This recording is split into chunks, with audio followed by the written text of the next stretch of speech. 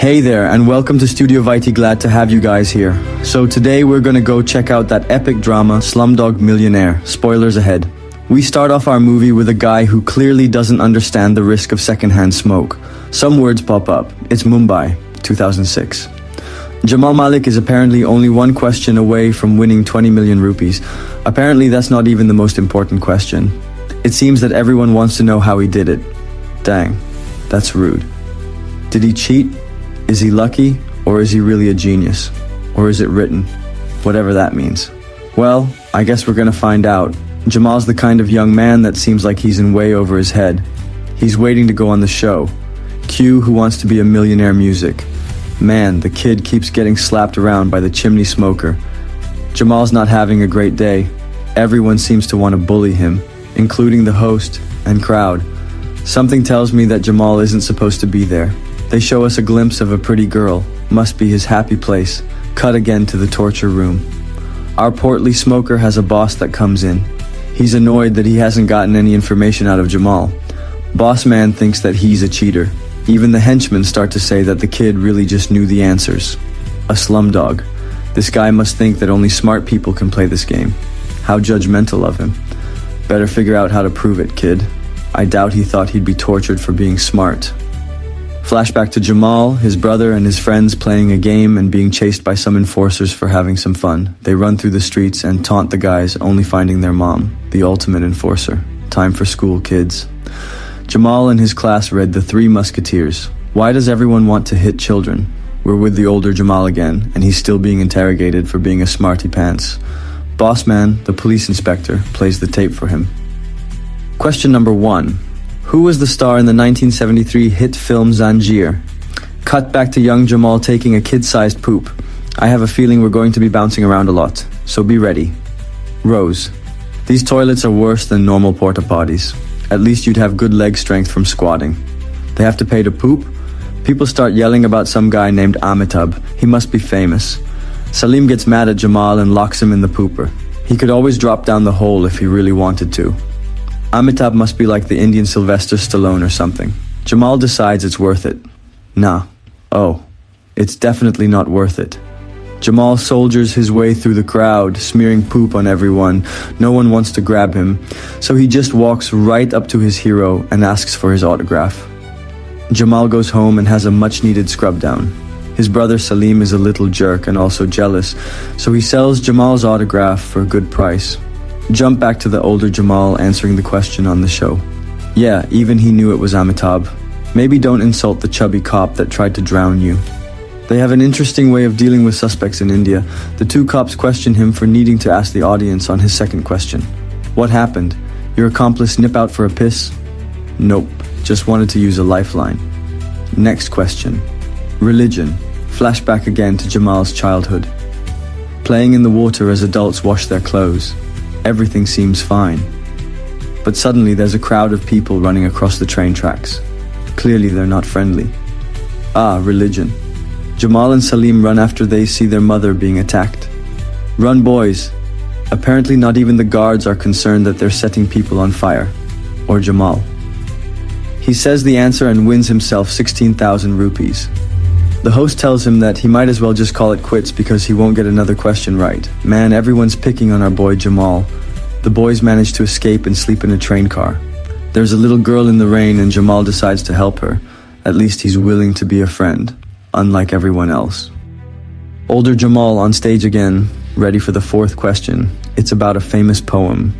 They cut back to the boys as kids again. Jamal and his brother are sleeping in some trash dump. Probably not the healthiest place for him to be, which might be why a random bus with Orphanage written on it shows up.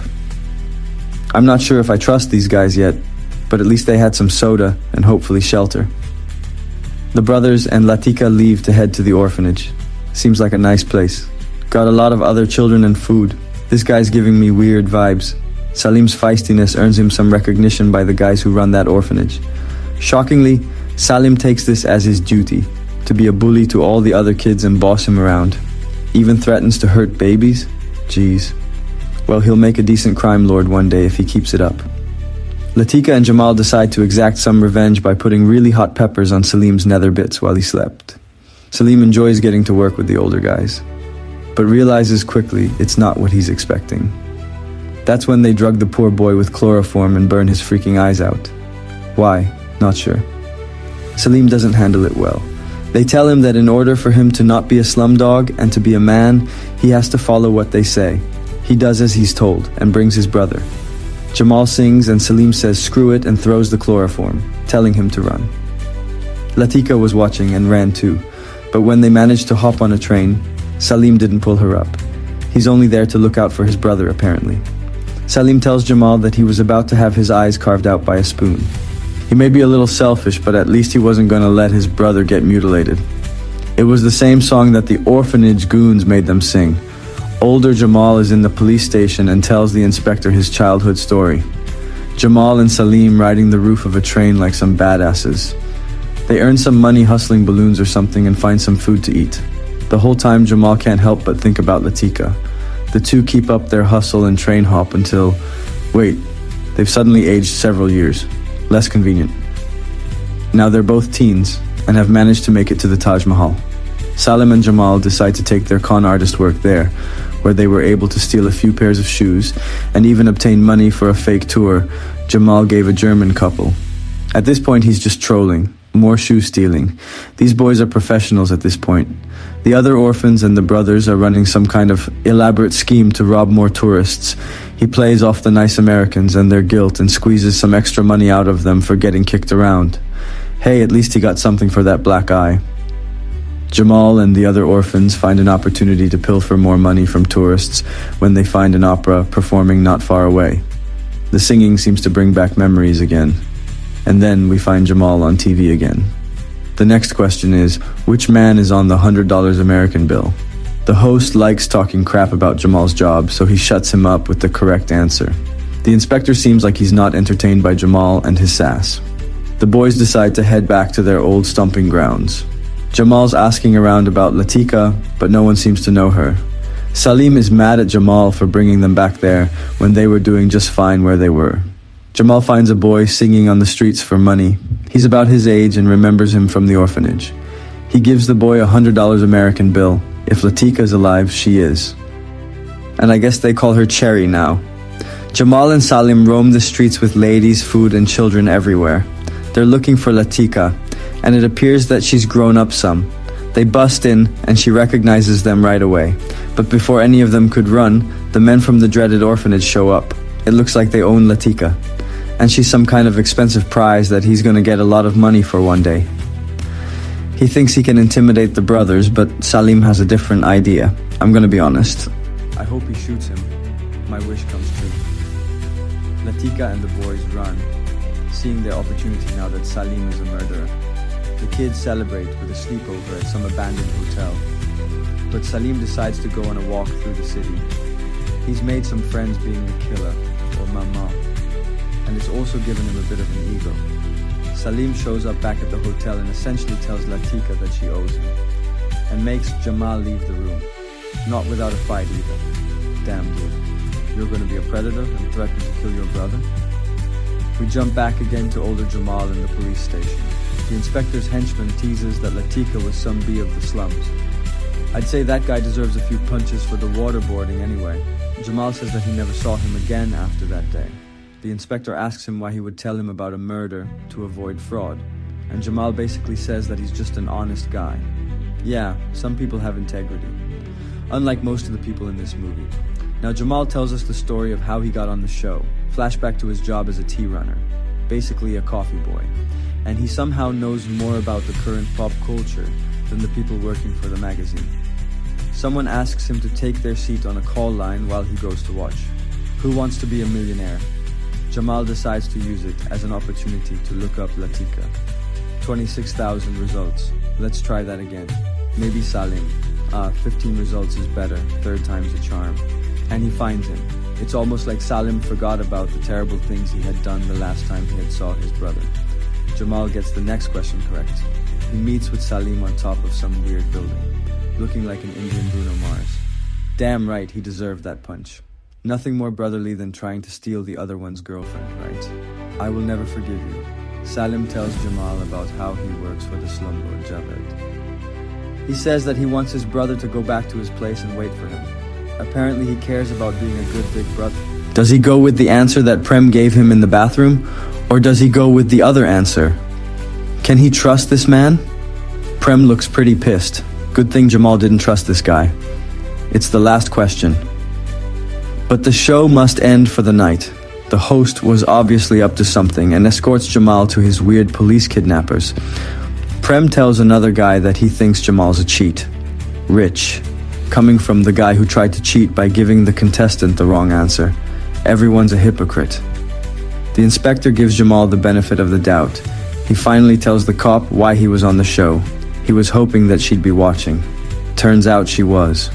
While Javed's ladies are partying, Salim gives Latika some keys and tells her to leave. Even though he's the reason she's there, he asks her to forgive him. Maybe he is really a changed man. After rudely dousing him in more water, the cops decided that they had to put him back on to continue the show. Jamal has some fans as all the folks from the slums are rooting for their guy to win it all. Latika has some road rage trying to get to wherever she's trying to go. Even everyone at Jamal's work is rooting for the chaiwala. The same way that every question has somehow been a reflection of his life in childhood. The last question is about the book that he was never able to finish. The Three Musketeers. He has to phone a friend. But it's Latika. She's safe. And that's a better answer than he could have asked for. What is Salim doing? Is he throwing the money in the bathtub? Javed knows that Latika's gone now. She doesn't have the answer. But again, at least he knows she's safe. Doesn't look like Salim's safe though. Jamal guesses A, which is an excellent guess, because he's right. The city celebrates and Salim chills in a bathtub of money. He takes out Javed before he's killed by the henchman. Well, Salim, I guess you can look at it that way. Jamal can't believe it, and neither can anyone else. Can he manage to find Latika again?